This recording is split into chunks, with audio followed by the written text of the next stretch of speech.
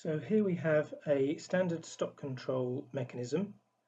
We're looking at the consumption of an item that has an average daily demand of 10 items per day and a starting stock level of 100. Later on we'll see that this is actually the batch size for this particular example. So the stock will deplete on average 10 units per day, which means at the end of 10 days we'll have no more stock.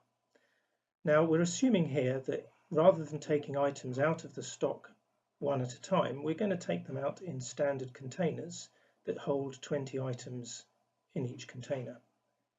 As we'll see later on when we come to Kanban calculations, these are all based on the idea of a standard container that contains a set number of items and is covered by one Kanban card.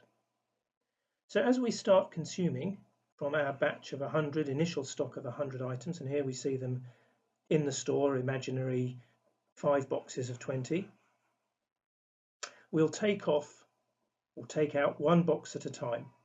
So initially we'll take one box and the stock level in the store will deplete immediately to 80, and we'll then consume those 80 at the production area. Maybe it's an assembly station, could be a machining process.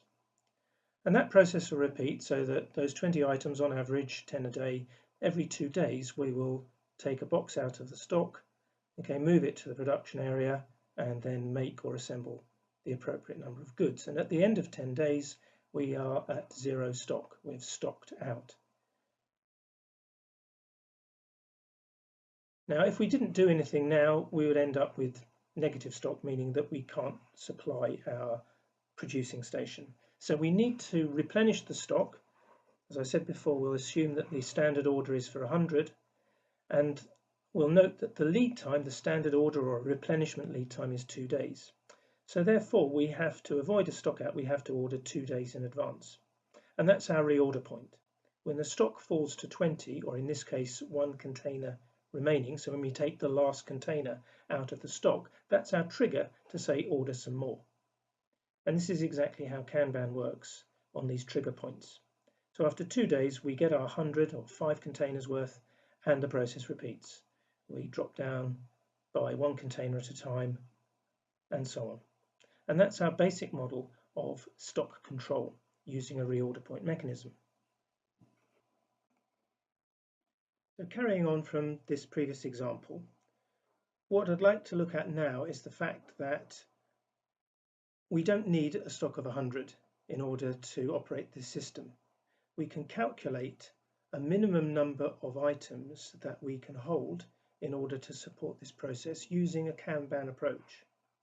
So here we've got our container quantity, denoted as CQ, our average daily demand, note the average daily demand, DD, and the lead time, which is also an average or an expected lead time. As we'll see later, these are not fixed values.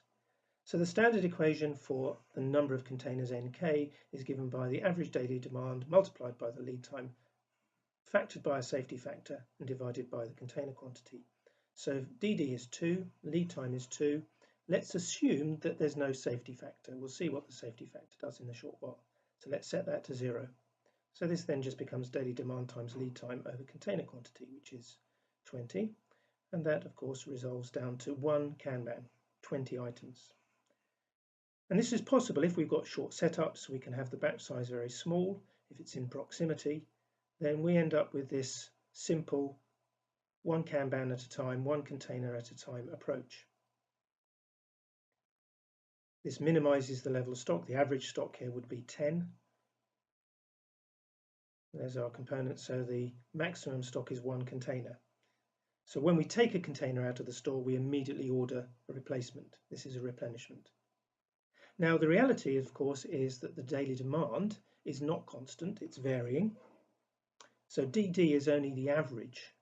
And as we've seen with HeyJunker, or we will see with HeyJunker, we seek to stabilize that artificially. But for the moment, let's just acknowledge that the daily demand is not constant and neither is the lead time.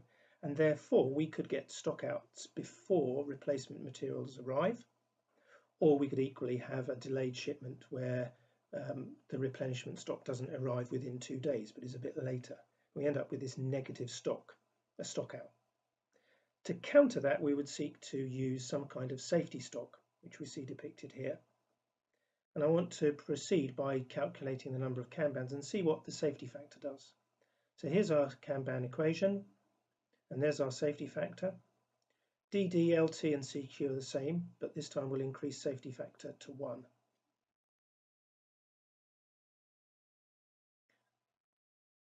So calculating this out, we end up with 10 times 2 times 2, 1 plus 1, divided by 20.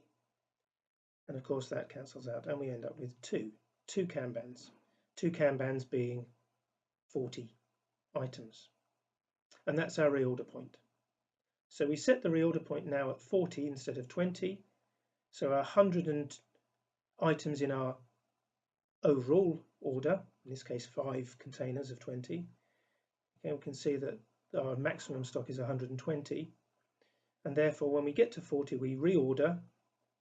Most of the time, if we're in control, we won't use the safety stock, but if we either have excessive demand in period or a late shipment, then we've got the safety stock to accommodate that.